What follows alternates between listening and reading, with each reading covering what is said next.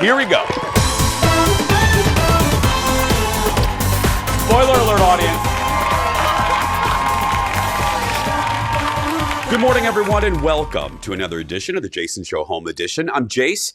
Good morning to you. Good Tuesday morning to you. 3 out of 4 dentists call Tuesday the most productive day of the week. And I don't even know what productive is anymore. What does that mean? We're all basically doing the same thing. It's like the 80s commercial. Time to make the donuts. Come on, Marge. Let's go make some donuts. Anyway, hey, I'm glad that you're here. Get another cup of coffee. By this time, it's probably your third or fourth. By the way, did you guys see Anderson Cooper Anderson Cooper was on Howard Stern, Baba Booey, love you, Howard, was on Howard Stern a couple days ago and was talking about how he just discovered coffee. Anderson Cooper just discovered the love of coffee. Anderson, how did you miss out? How did you miss out on this all these years? I'm telling you, my favorite thing in the morning, grab a cup, I'm telling you. And by the way, to the Caribou Coffee that has now opened at Stadium Village on the U of M campus at 5:30, thank you. And God bless America. I love you. Before we get started with the hot dish, y'all know I like to talk to you and read through your emails and see what kind of questions you have. And we got a good question from, I believe, Dennis. Dennis asks, what is on the wall underneath your Rise of Skywalker poster in your home studio? Is that some kind of high-tech sound dampering system? Well, my dear friend, I don't know if it's high-tech, but yeah, he's referring to this right here. Yeah, this is, like I've said many times, this room is a podcast studio normally when the apocalypse isn't happening. So yeah, we have sound panels. Actually, the panel behind me is a sound panel with the purple light on it. The one right there is a sound panel. So yeah, it just makes the audio sound a little better so there's not so many echoes. But yeah, this is a very, very blue sound panel. So thanks for that. And thanks to all of you that really enjoyed last week's show. I believe it aired on Thursday. Our Jason Show Staff Food Challenge. Jeff made that delicious coffee. Kendall made the cookie, the vegan cookie. And Ted made the Chipotle guacamole. I made my chicken fingers, which there they are right there. This was a chicken finger challenge that was inspired by, as I said on the show, if you missed it, this guy right here, Shay Spence, is the food editor of People magazine. And Shay did this on his hugely popular Instagram account. I also love him because he loves Disney as much as I do. But he did this challenge where he dipped chicken fingers in a variety of things that you probably have in your cabinet right now. I dipped mine in these, Captain Crunch, Waffle Cones, Cheez-Its, and Dots Pretzels. And again, the winners, if you missed it, number 4, Cheez-Its, number 3, Waffle Cone, number 2, Captain Crunch. And the number 1 winner, and this was decided on by Colin and myself, was absolutely Dots Pretzels. Now, we got a lot of emails. We're going to be doing another one of these, another staff food challenge. I'll be doing Chicken Finger Challenge Part 2, Electric Boogaloo, very soon. So if you have an idea of something that you want me to food process and dip a chicken finger in, let me know, and that'll air on a future episode. Actually, I might be getting together, small group, under 10. I listen to the governor. I might have the girls' night, girls decide what we do. Anyway, that'll be on a future episode. Well, if you're ready, I'm ready. Grab your coffee, grab your spoon, because ladies and gentlemen, it's time for the hot dish. Here we go. Bloop, bloop, bloop, bloop, bloop. I wish I had that sound effect. I don't. Oh, well. We try. We do the best we can in the apocalypse, right, my friends? First up, season 40 of Survivor has wrapped up. First of all, can we all take a moment to just think about the fact that it's been 40 seasons of Survivor? Really? Anyway, season 40 just wrapped up. And you guys know some shows are going on in the pandemic like we are, and some shows have to stop down. Well, Jeff Probst did not stop the production of the Survivor, the reunion, because the host revealed that CBS sent him 2 large boxes with instruction on how to build his own tribal council set. You're looking at it here from Jeff's Instagram account. He said it took him a while, but with the help of his kids, he was able to put it all together. He also set up his own cameras, and used his home's Wi-Fi in order to go live for the 3-hour finale. I don't know what that's like at all. But this is really cool. I think, hey, we all have to do what we have to do. Look at that set, though. That is very nice, Jeff. I should ask Fox for a little Survivor set to put here. That would be awesome. And look at his light. I am having light envy on that one. I mean, the lighting here is pretty good. And yes, I did fix it. People were losing their minds that they could see the reflection of the light in my glasses. I think it looks pretty good right now. I'm looking at myself. Yeah, look a little tired though. I got about 2 hours sleep because I had a weird dream about a giant snake that talked to me. But that is a whole other story. Let's move on with the hot dish. Congratulations are in order to Jonah Hill. No, Jonah hasn't won like a Golden Globe. He didn't win the Nobel Peace Prize. No, he won the star that curses the most in a movie. That's right. He is the most foul-mouthed actor in all of Hollywood. You're looking at Buzz Bingo. This is a website right there. Thanks to movies like Superbad and The Wolf of Wall Street, Jonah's characters swear 22.9 times per 1,000 words. Leonardo DiCaprio was in third at just over 10 curse words per 1,000 words. The Wolf of Wall Street, there's the two lists right there. The Wolf of Wall Street, which starred Leo and Jonah, has the most swear words in a film script with 700, look at that list, with 715 curse words. While it may seem as though profanity has increased over the years, listen to this, dear friends. It's actually on the decline. Curse words peaked in the 90s. Yeah, girl, we were cursing in the 90s. It peaked in the 90s and have been falling ever since. I'm one of those, you guys know me. I try not, I don't get stuffy about stuff like that. I don't mind curse words privately in my own life. I can be a sailor sometimes, but I don't get hung up on that. Now, if it's used just gratuitously, then I'm like, come on, people. Because I think that's lazy writing sometimes when you just put in an S word or a whatever word instead of good quality writing. Well, next in the dish, David Spade. You guys know I love him. I love Spade. I'm so sad that Comedy Central canceled the show. Well, he's in the news lately for an interview that he did talking about Michael Jordan, that Michael Jordan documentary, ESPN's The Last Dance, which chronicles MJ's final season with the Chicago Bulls. Well, Spade is hooked on it as well, and it got him talking in this interview here about the time that MJ hosted Saturday Night Live back in 91.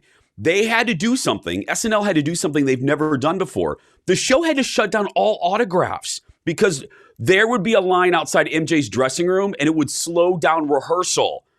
And he also said that MJ was incredibly kind while shooting SNL back in 91 and did whatever the cast wanted. And that's, there have been good guest hosts or good hosts, and there have been bad hosts.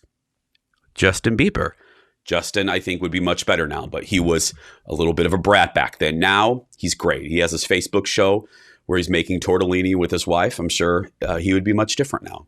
My dear friends, grab another cup of coffee. And Anderson Cooper, if you're watching, grab your third, because we have a great show, including my dear friend from Imagine Theaters coming up and much more. So stay right there. Back right after this.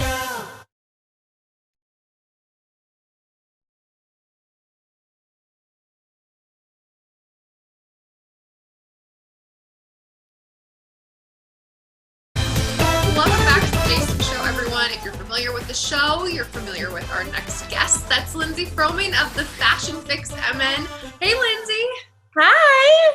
Hi. Okay, we haven't seen you in a while. Before we get into how you're doing, I'm really excited about this topic. Summer staples that you probably already have in your wardrobe. This is a great list we're going to go through today. Yes, and we need to go through it because even though we are quarantined, we feel like we're at a standstill. The seasons are still changing and summer is coming.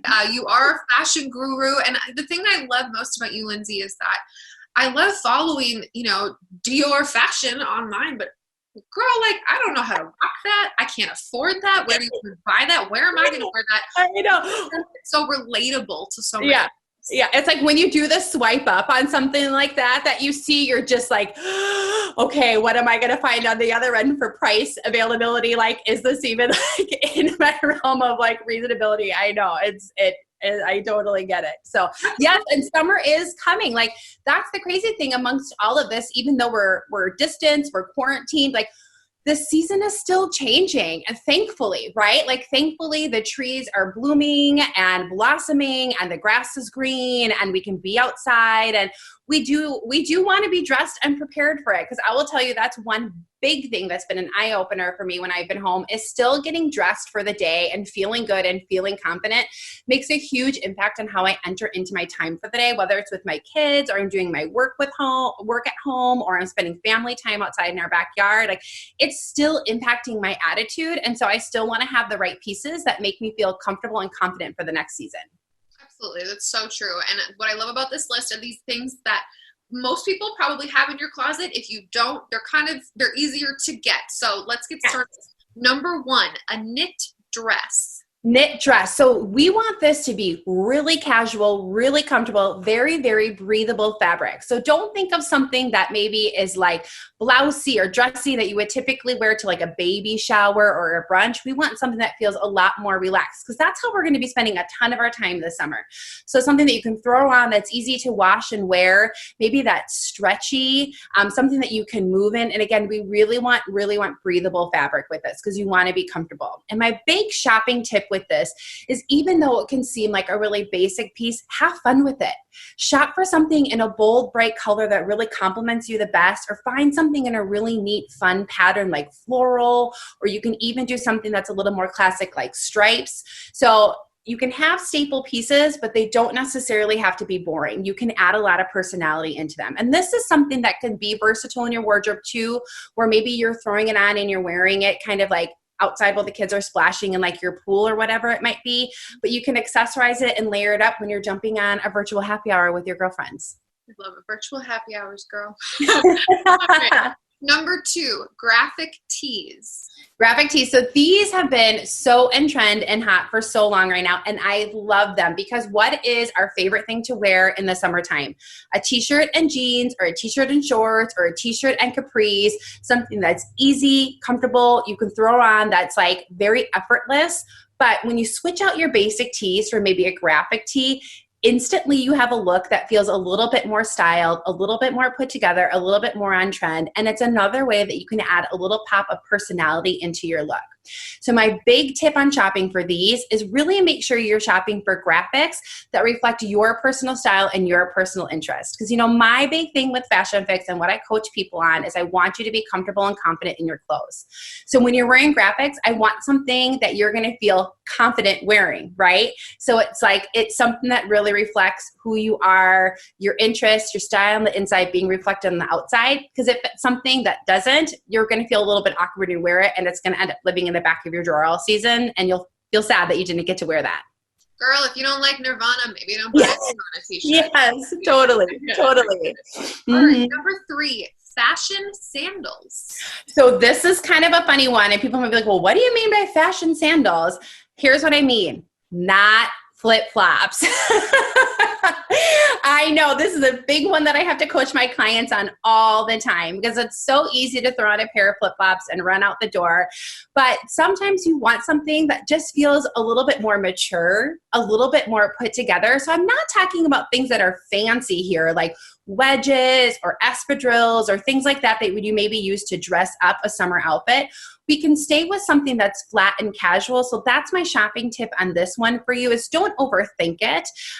Keep it in a neutral color, like a brown leather or tan leather, something like that. It can be a flat, something maybe that is strappy on top, but you can still slide your foot into. So it doesn't have to have a ton of buckles or like bells and whistles on it. So it doesn't have to be over detailed, but we really just want to kind of mature out of wearing the flip-flops all the time. I mean, flip-flops are great when you're going on the boat, when you're up maybe at your cabin up north, you know, doing things like that. But for more of your everyday look, it's a great opportunity to just sort of elevate it and feel a little bit more put together. Okay. Number 4, a straw hat. A straw hat. So this is my favorite, because this instantly is going to take your graphic t-shirt and capri pants and make it something that feels very styled and very on trend and so effortlessly. So these are easy to find. You don't have to invest a lot of money into them. I got mine from Target. You don't have to kind of, again, be looking maybe at those pictures on Pinterest or on Instagram, or some of the influencers are having these really cute hats, and you're swiping up and you're like, oh my gosh, this is just such a small accessory in my wardrobe. I don't want to spend that much money on it. You definitely don't have to. You can find them totally affordably. But my shopping tip on this one for you is really make sure you find a brim size that works best for you, right? So there's a couple different options in this. Like there's maybe the style that you think of classically that maybe someone's wearing when they're gardening outside. So it's got the round top and it comes out really far, and that can maybe feel really overwhelming for you to wear. But maybe go for something that's more of like a fedora style. So it's going to be smaller to fit on the head. It's going to have a smaller brim on it. That might be a little bit more comfortable for you to wear. So just find a brim size that doesn't feel super overwhelming for you. The other thing that I love about having this for summer is it's actually functional. So it can really block the rays for you if you're really trying to make sure that you're not getting that sunlight on your skin, on your complexion, and really protecting that. So I love that it's giving you a cute look, but it's also serving a purpose for you as well. All right. Okay. Last one. We've got about 30 seconds. This one I'm excited about, the cropped ankle pant. Yes, cropped or an ankle pant. So, and I really want you to hear those words, cropped or ankle, because what we want to try to stay away from is anything that's too capri. So my shopping tip on this is making sure you're not getting something that's hitting you at mid-calf. When you get something that hits at mid-calf that has that slim or straight cut on it, that sometimes isn't the most flattering silhouette to give us a good lengthening look on our shape or on our frame. So we want it to be really below the calf, or go into something that's more of like a short, right? So it's coming higher up on the leg. And this is going to be your great alternative to shorts if you're not a short gal, right? A lot of women don't love to wear shorts. So get something like this. Play around with light fabrics if you want to keep it more comfortable, like linens or cottons. It doesn't have to be denim. But your big shopping tip on this is make sure it's the right length. Love it. Summer staples with Lindsay. Lindsay, if folks want to hear more from you, where can they find you? You can find me online at fashionfixmn.com, and I'm all over social media, and my handle is at fashionfixmn. All right, everybody, thank you for watching The Jason Show. We'll be right back.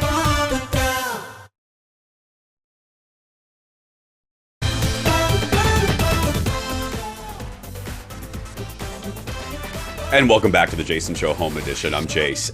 Every day, I try to look for stories that are happy, stories that are positive, because here's the deal. We all get at times trapped in the vortex of doom, I call it. I've actually stopped looking at news on my phone because, doing the show and doing the radio show, I'm kind of constantly looking for stories and stuff. And I've had to shut down my phone right before I go to bed. I think they call it, I've mentioned this before, they call it doom scrolling. I have had to shut that off. But I do try to look for great stories that I think you will enjoy in a little segment that we call Jason's Non-Negative News. We did not spend a lot of time thinking of the name for this segment. And first up, a flower company. I want to get this right here. Flower company in Ohio. And by the way, can I tell you before we continue here, if you wonder why sometimes I look over here, because little fun fact, and we try to pull the curtains back. We don't have a teleprompter here at the Jason Show Home Edition. It's literally my dog's. It's an iPhone, an iPad, a light, and then a monitor behind me. So I don't have a teleprompter. So when you watch the show, this is all just ad-libbed off of this Nutter Butter land up here. So if I look occasionally over here, I'm actually looking at a little script that sometimes that Ted does with the hot dish, or in this case, the good news. So there we go. Let's get back to the non-negative news. So a flower company in Ohio called Green Circle Growers donated $1 million, not $10, not $25, $1 million in orchids to healthcare workers. That is a spectacular donation. I thought that was so, especially in a time where I'm sure florists aren't having a Wallapalooza of a few months, because I don't know if they're an essential business. So I don't think people are flocking to buy their friends or frenemies or whatever flowers. So how generous. So Green Circle Growers, y'all are nice. Y'all are some really nice people. Dear friends, if you have a good news story, especially local, that you would like me to cover, don't worry. There's a place to do it. Just shoot me a message right there on our various social media channels. Just search for Jason Show TV if you have a question or if you have an idea for our non-negative news stories. We're going to take a break, everyone. We have a good show. We have our staff reunion. We're going to play a game that Jeff is going to host, so you know that's going to get competitive. Plus, Ryan McCartan is here. Actually, no, Ryan's going to be coming up, I should say. Little tease for next week. Ryan McCartan, Broadway star, Minnesota native, will be our guest coming up on Thursday, so don't miss that. But right now, we're going to take a break, and we'll be back right after this. And welcome back to the Jason Show Home Edition. I am joined by my buddies, executive producer Jeff, and America's favorite daytime producer, Ted Johnson down there. Ted, we always like to check in and see what is frozen on your TV screen. What are you watching, Ted? So this is Bachelor, Listen to Your Heart. And that is Ryan and Natasha. And they got robbed. How did they get robbed? Well, Ryan is a little bit of a John Mayer type, and he wants to make the song his own. It was Perfect by Ed Sheeran, and he just turned it into like a jazz piece. Wow. Okay. It's terrible. And then they got voted out. Jeff, are you asleep yet? Just checking. Anyway. I'm listening to my heart. I am too. Ooh. And my heart's telling me we're going to play a game today. Jeff is going to play MC for this particular game. What is the game we're playing today? Well, last week I watched Back to the Future because they were all three on Showtime or something. Yeah. I thought we should play summer movie trivia. Trivia Ooh. all about big summer blockbusters. Are we sure that was released in the summer? I'm not trying to question your facts here, but that was released in the summer? According to the Google, it was. Oh, and the Google's okay. No, I think you're right. You were 11 years old and I was 10 in 85. So I was 11. You were 12. Probably. Whatever. And Ted was rolling over in his crib that year. Yeah. Okay. How are we going to do this now? Is this multiple choice, Jeff? How does this work? It is. As any Jason Show viewer knows, it is multiple choice. You cannot ring in until I read all of the choices. You each have buzzers. Jason, play yours. Okay, mine is this one. Okay. Ted?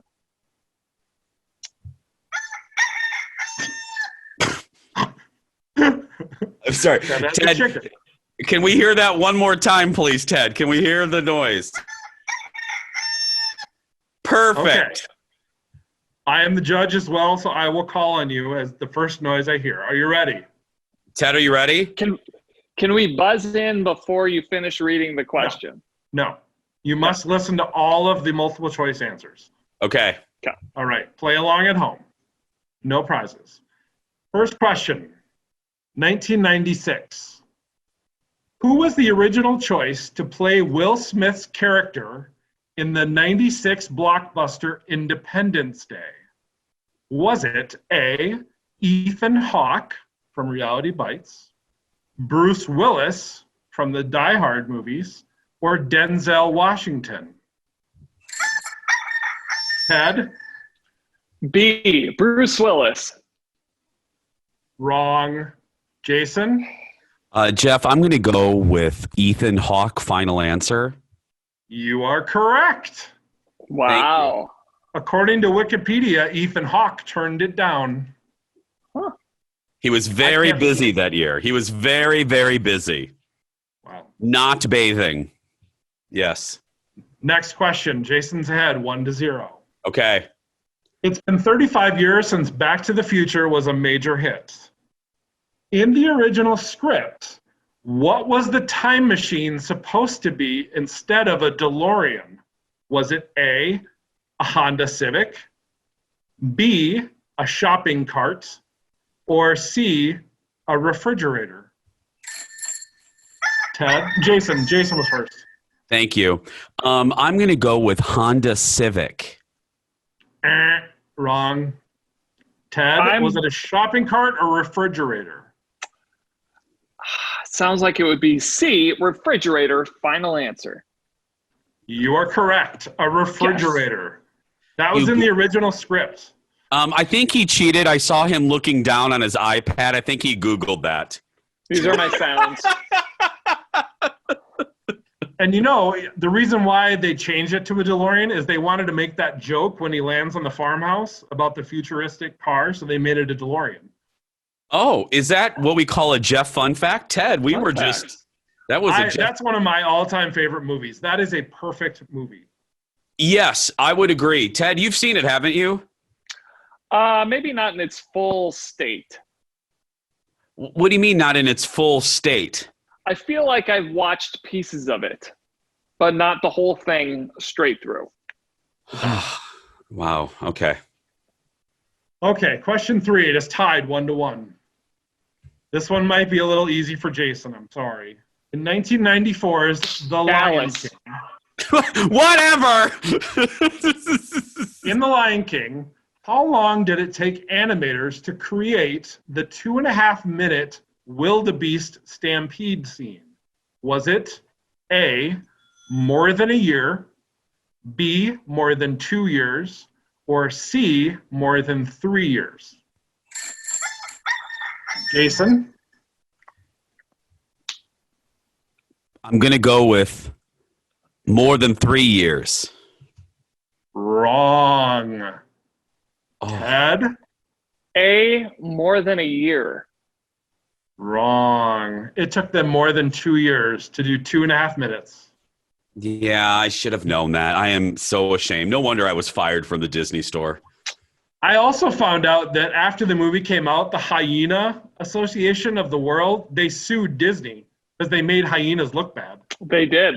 I actually did know that. And did you know also that The Lion King, like Little Mermaid forward, there is a hidden Fab Five, the legend goes. There's a hidden Fab Five in every modern, the Renaissance period of Disney. So we're talking Beauty and the Beast, Aladdin, Little Mermaid, Lion King, and the Fab Five being Mickey, Minnie, Donald, Pluto, Goofy. Yeah. So I thought you were talking about the Beatles. wake up, wake up. So in The Lion King, the legend goes that animators put the 5 on the wildebeest somewhere so you can see Mickey riding a wildebeest. Oh. What I've always wanted to see. Hey, we should take a break. Wait, no. We should take a break. We're going to take a break. Okay. Hey, I'm getting us on track this time, timing us. So we're going to take what's the score right now, Jeff? 1-1. Okay, we're going to take a break. We're tied much more when we return.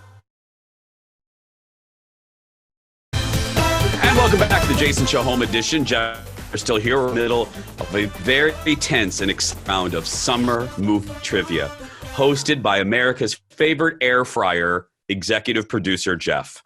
That's right. Ted, no. Ted, don't try to wave at the boxes. We may not be in the right box to wave. We're all... Okay, back to the game. Back to the game. Okay. Ooh. 1-1. 1-1. Yep. Okay, 1-1, Ted. 1-1. Let me get my sound effects. Okay, I'm ready. The Jason So research team spent a lot of time on this, so we want to play all the game. Okay. Wonder Woman. We're going back to Wonder Woman. It was a hit 3 years ago. The movie was in development for decades. Which of these stars were considered for the role instead of, what's her name? Gal Gadot. Thank you. Catherine Zeta-Jones, Sandra Bullock, Mariah Carey, or all of the above? Jason goes first because Ted rang in too soon. This is, I feel, a trick question. I think all of the above. You are right. Yeah. Wow. Mariah Carey as Wonder Woman. Can you imagine? No. And there was also... Lambs, hold my bag. Can you imagine Mariah Carey flying in an invisible jet? Now, see, that would have been, and she would have only been able to be shot from the left side of the jet. Exactly. Yeah. Right. It is 2-1. Next question. Jurassic Park. Biggest movie of 1993. What sound did the sound designers use for the noise when velociraptors talk to each other? Was it A, birds screeching, dolphin mating calls, or turtles making whoopee? Jason? What are my choices again? bird screeching, dolphin mating calls, or turtles making whoopee? Dolphins. Wrong. Oh. Turtles Birds? making whoopee. Ted is right. What? They use turtles making whoopee for the velociraptors. Yeah, there's a famous YouTube video of a turtle on top of a shoe. And I have that sound effect. It's going, ee, ee. That's my sound effect for playing the game. No, it is. I'm not. If you Google it, I probably did a really good imitation of that. It's like, ee. Probably. Yeah. Okay, how much time? It's 2-2. Do we have time for one more? Yeah. Oh gosh. Yeah. We have like 3 minutes. In 2009's The Hangover, what is the name that Zach Galifianakis' character gave the baby? Was it Richard, Harry, or Carlos? Ted was first. Carlos. He's got it. Yeah. Every time I think of The Hangover, Jeff, you may remember the story.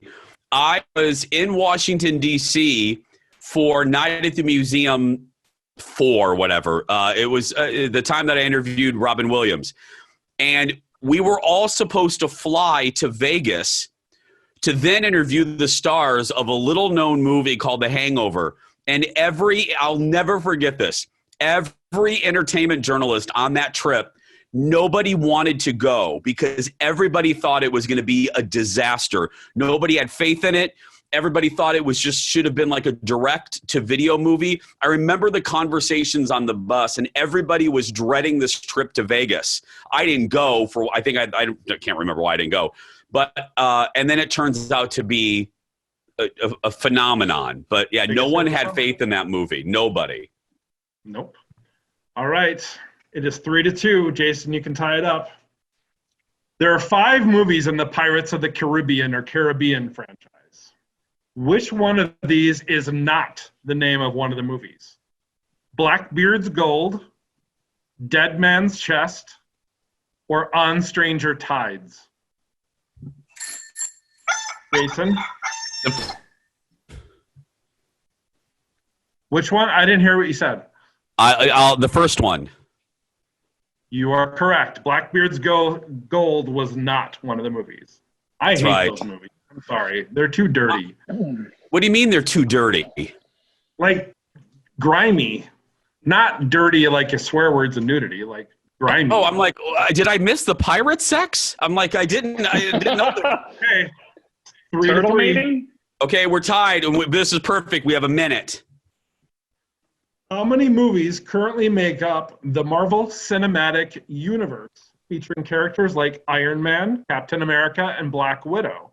Is it A, 19, B, 23, or C, 28? Ted? C, 28. Wrong. Jason? I'm going to go. 23? I'm going to go with 23. You are correct, and you win the game. Yes! Oh, you get a Jason Show mug. Hang your head in shame, Ted. Oh, I'm very sorry, Ted. Outrageous. He's very, very upset about it. There we go. There's Jeff and Ted. Wave goodbye, and we're not going to look at each other because we have no idea where we are in the boxes. But there we go. Thanks, everybody. What is that? Is that a turtle? I Googled it. No, put it on. Is that a turtle? Is that a? Can I show the video, Jeff? No, you can't show the video. No, we can't. This is a perfect time for a commercial. We're going to take a break, and we'll be right back after this. And welcome back to the Jason Show Home Edition. Our next guest, we became friends when he asked me to do a really great project that I'm very proud of, actually, in 20 years of television. It's one of my favorite things I've ever done. We'll get to that a little bit later. But please welcome one of the partners in Imagine Theaters, my good friend John, joining us from Michigan. Good morning, John. Good morning. John, let me just start with, we'll get the non-fun stuff out of the way first. The obvious question, how are you doing? How's the company doing? How are your team members doing in light of the shutdowns and what we're facing right now? We're doing, you know what, we're doing okay. The initial shock of everything, I think, is the same as it was for everybody. And the first thing is we're all healthy. No one's in the hospital. So thanks for that, to, knock on wood. And that's the first and most important thing. As far as the company, we're just trying to do everything that we can every day to quote a movie recently, do the next right thing and just get to the other side of this. And let me piggyback on that, John. In your opinion, and I respect you, and I love the company for obvious reasons. I think you guys run great theaters. What does that next step look like? I mean, and I'm sure that's an ever growing, that's an organic question that you. But what is it looking like as you're sitting there in your home in Michigan? What does the next step look like? The next step is to figure out how to reopen. And, what's going on with the governor in Minnesota, that date might be coming really soon. And so we really need to balance out two things. We want to be back in business. We want to be showing people movies. We want to be making people happy and let them escape all this stuff. But at the same time, there's the health and issue that's going on. And how do we do it safely? The most safe that we possibly can while still letting our guests be entertained. And that's really what we've been working on every day. John, what's been the biggest, because I know, and you are in the restaurant business too. I just showed some video of your concession stands are basically restaurants within a movie theater. I've talked to a lot of restaurant folks. What is the biggest challenge? Because I think when people hear, we can reopen, they think, well, that's good news. And it is, but there is so many, and I know you know where I'm going. There's so many layers and so many, it's a very nuanced thing. Yes, it's great we can open, but what about, the 6 feet apart? I mean, do you get rid of bar stools? Do you, what's been the toughest challenge to navigate within all of the layers that come with reopening in this new environment? I think the toughest challenge is, what does it look like, for people to sit and enjoy a movie and to be 7 feet apart? We think we could do it maybe 7 feet apart, 6 feet apart. But really what we're going to do is we're going to listen to what the experts tell us that we need to do it safely. And then we're going to try to do one better than that and to make people feel comfortable. And we're also going to talk to our customers and see what's most important to them. I know for me personally, I love going to businesses that have hand sanitizer. I can just put some on my hands. It makes me feel better, whether it works or not. Or when I go to the grocery store, I use it and it just seems to do my little part with a mask. But we're going to take a look at everything, and we're going to talk to our customers, and we're going to listen to the experts, and then we're going to formulate what our plan is, and we're going to move forward, and then we're going to keep moving forward until we get back to normal. Are you optimistic, John, as far as the normal? I mean, I know for me personally, I'm a big Disney World guy, and I love movies. I'm going to go not only to support the economy and good folks like you and Imagine, but for you, are you optimistic? Let's talk about the fall, which is probably the next round of big movies. There'll be some probably in late summer if we open up. But are you optimistic that there will be kind of an urge to have a communal experience after these months of isolation? Oh, yeah. I think, it's supply and demand. The supply right now is very low, and the demand to get out of our homes and to do fun things is very, very high. And so once we're able to do that, I think people are going to flood back to restaurants, movie theaters, sporting events, anything where they can be part of that social experience of enjoying things with other people. And I think 2021 is probably going to be one of our best years. One of your best years. Through of a transition phase to figure out how to get there. Yeah, and I also think that you guys and theater companies that build theaters like you guys do are in a great position because, correct me if I'm wrong, and I've been in your theaters many times, you already kind of distance us. You distance customers from each other within the auditoriums for our comfort. Am I right on that? Yeah, all 9 of our buildings in Minneapolis, we actually already have taken out 60% of the seats. We took out 60% of the seats and put in luxury recliners. So you already took a capacity of an auditorium, and it's already at 40%. And so then if we go further, I think that we are going to be able to create a very safe environment where people can socially distance, enjoy their movie, and not be in harm's way. John, talk to me about, again, as I said a few minutes ago, you know the business. I respect you as a business guy and Imagine as well. Your thoughts on the universal fight with certain theaters as far as releasing. I believe, what was it, John? Trolls. It's Yes, Trolls. Trolls. Your feeling on that? Well, my feeling is that was a very specific case on a very specific movie, but there's always been tension between distribution and exhibition. Exhibition being movie theaters, distribution being movie studios that make the product. My personal feeling is that everybody needs to do well. We're all it's an ecosystem that needs everybody to benefit, and we need to talk about the models that will benefit everybody. A piece of content like Trolls can live in a theater for only a couple months, and then it can live online and at home forever. So there's room for both, and the studies have shown that people that consume content at home are the same people that consume it in the movie theater. So it's not really competing. What I compete with is I compete with out-of-home entertainment. I don't compete with in-home entertainment. And so that individual case was right at the beginning of a pandemic. Of course, things got a little out of whack, but every other studio has committed themselves to the theatrical model. And all of the movies, Warner Brothers and Disney with Tenet and Mulan sticking on the schedule, they're doing everything possible to support the exhibition community, and we're going to do everything possible to support them as well. John, I was reading, I think it was in Forbes, talking about the future of retail and the things that will change forever, that will not go back to the way it used to be, and some positives.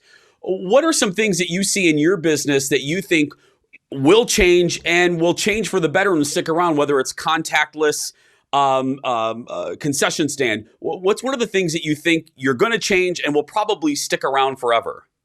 Well, I think it's going to drive us. We've always had this goal to let technology take away any type of friction in the movie-going experience. And that's no waiting in line, no, having to do anything that's inconvenient. We call it the owner's experience of just walking in and being able to have the entire experience as easy as it possibly can be. So yes, I think this might accelerate some of that development into our technology, and it will get the customers' habits more used to the technology. The technology's been there. We've had it.